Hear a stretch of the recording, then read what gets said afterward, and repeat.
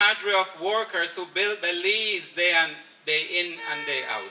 Here we have teachers who have had to spend a big portion of their salary for September to fix torn walls and worn out chalkboards, and in many instances have had to buy the same chalk that will be eating away their throats.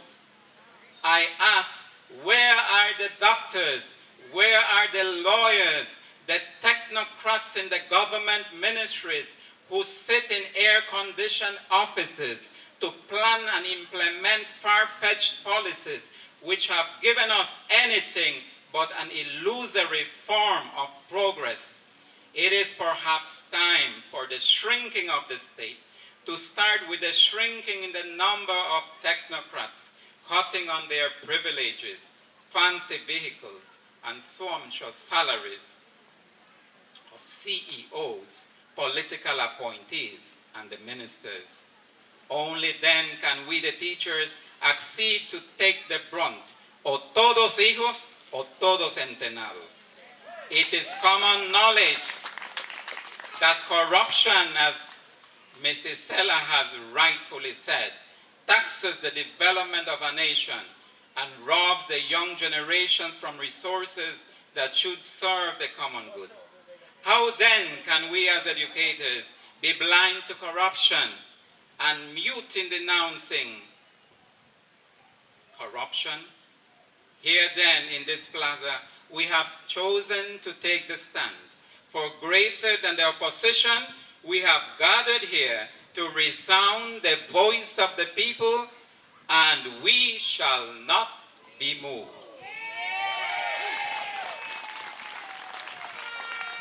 To close this exercise in democracy, I can say that it should not end here. After 4 days of industrial action, we must emerge a resurrected people. This event should draw us to reflect on the movement of the Spirit in the life of our nation, who blows where it wills. Not doing this will make of this exercise a futile one, regardless of the efficacy in its outcome. And then, indeed, we would have put the children at ransom. La lucha por nuestra causa nos debe llevar a otro nivel de renovación como pueblo. Esto exige un reencuentro en el silencio y con la reflexión. Si no lo hacemos fuera de lo que se pueda lograr, no habremos conseguido mucho, y sí, habríamos usado a los niños como escudo. We are challenged, therefore, to come to terms with our own corrupted selves, corruption in our own schools, in our administration, our management, corruption in our community, in our offices, in our town council, in every aspect of community life. How corrupt are we as students, teachers, and leaders? In our oppression, how good are we in becoming the oppressor? It should move us to be accountable.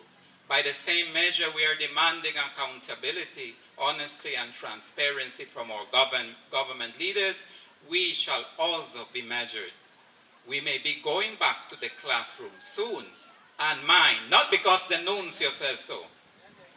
Upon our return, we must seek to be accountable, honest, and transparent. As principals and teachers, work to create the spaces to allow your teachers and children to demand accountability and transparency from you. By the same measure we have demanded from our leaders in government, let us enable others to demand it from us. In so doing, dear teachers, our stories will have empowered us and history will have absolved us. Only then will the dawn of the new Belize come to be. Para poner el punto final, dejémonos recrear con la historia del rey David, que en vez de ir al frente de la guerra, se dio el lujo de quedarse en su palacio. Optó por no ser el rey siervo y cayó en la comodidad, y de ahí se convirtió en presa fácil de la corrupción, la lujuria, la mentira, hasta llegar al homicidio. El resto de la historia la conocemos. Llega el profeta Natán y le dibuja un relato de un pobre hombre que perdió sus tierras a otro terrateniente. ¿Quién es ese hombre? Pregunta el rey. Tráemelo para que sea castigado. A lo que el profeta responde señalando al rey, tú eres ese hombre. I am sorry to be pointing at the nuncio, pero no me queda más remedio, ¿no? His Excellency, the nuncio, sorry to disappoint you. By the same measure that you have called the people of Belize, the teachers, not to get involved in social issues, by that we also tell you, you shouldn't come and involve yourself in our Belizean issues. The teachers are not returning to school today. You see, the teachers are simply reclaiming what is ours by our baptismal rites. And just like the prophet Nathan, we have gathered here to remind the leaders and all men and women of this nation, you are that man. Prime Minister, you are the man. And we continue in demanding respect, good governance. Yes, you are right. We voted you in, and we demand good service from each one of you. Long live Belize.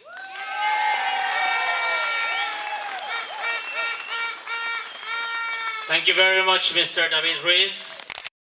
You've said a lot of history in what he said. This area has always been historical in events in the past, from the Mayas of Tipu to local Belizeans protesting the night before Queen Elizabeth was